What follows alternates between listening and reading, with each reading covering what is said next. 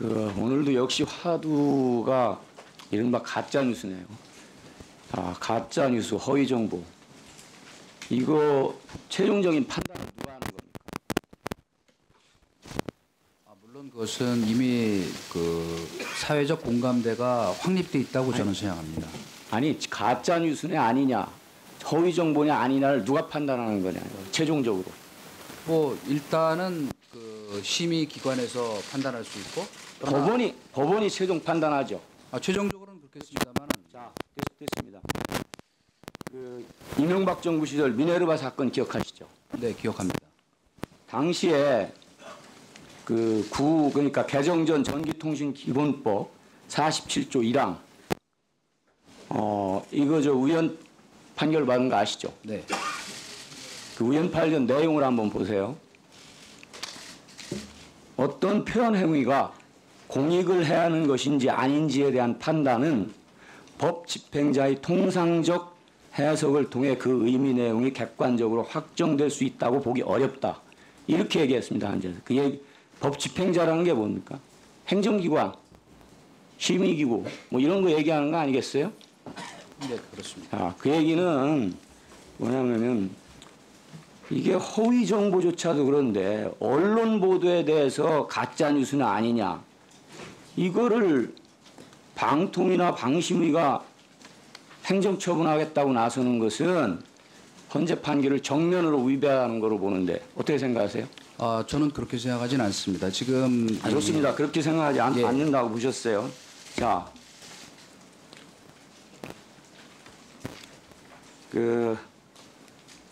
미국의 경우에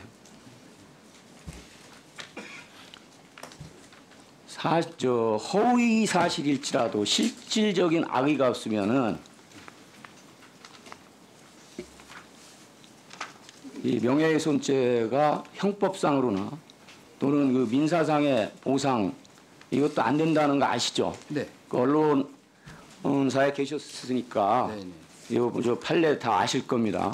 소위 얘기해서 뉴욕타임스 대 설리번 사건, 요거는 민사 얘기고요. 그 다음에 게리슨 대 루이지나 사건, 이거는 형사 사건.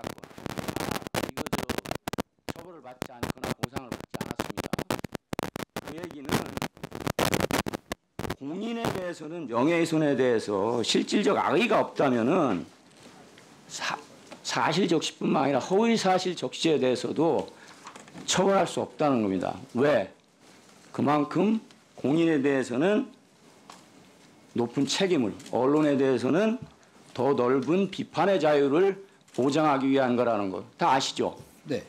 자, 그런데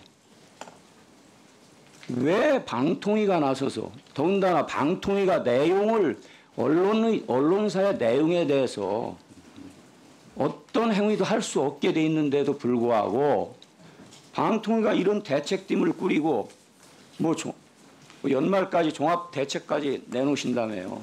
이거 분명히 우연적이고 위법적인 겁니다. 아세요? 답변 드려도 됩니까? 간단하게 답변하십시오.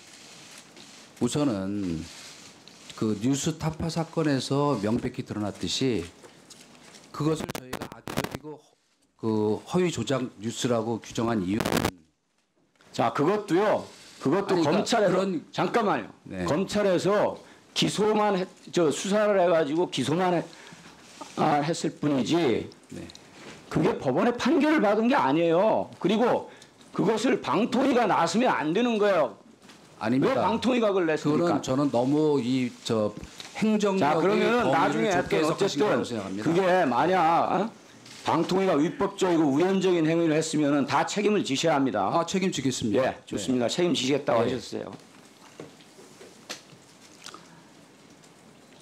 그다음에 이게 통상 우리가 기자 생활 하셨으니까 알지만 허위 보도라 할지라도 취재 보도 당시에 사실로 믿을 만한 상당한 정황 혹은 이유가 있다면은 이거 처벌하지 않는 판례 있는 거 아시죠? 네. 소위 얘기해서 위법적 조각 사유가 되기 때문에 안 되는 거 아시죠? 네.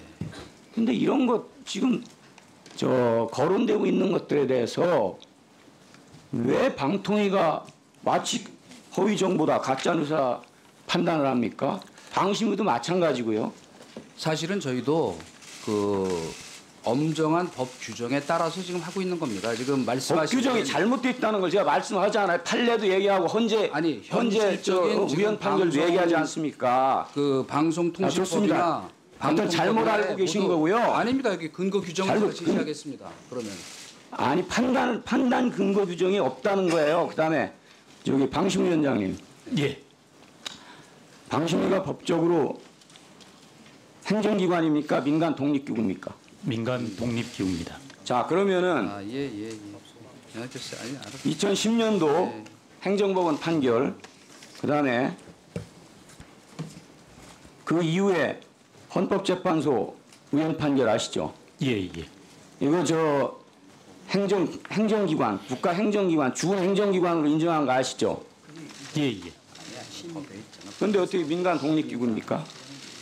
뭐 법적인 판단은 그럴지 모르지만은 자, 저희들은 좋습니다. 예, 예. 그다음에 방심위 규정에 의하면은 그 방심위가 그 저희한테 답변 자료 보낸 거에도 인터넷 뉴스 기사에 대한 심의 사례가 없다고 돼 있어요. 그 이유가 방심위 홈페이지상에 유의사항이라고 돼 있습니다. 심의 대상이 되지 않는다고 한 것 중에 언론사 등의 언론 보도에 대해서 심의 사항이 되지 않는다고 했다가 최근에 9월 20일 이후에 이거를 빼버렸어요. 이거는 분명히 위법적인 거고요. 위헌적인 겁니다. 왜?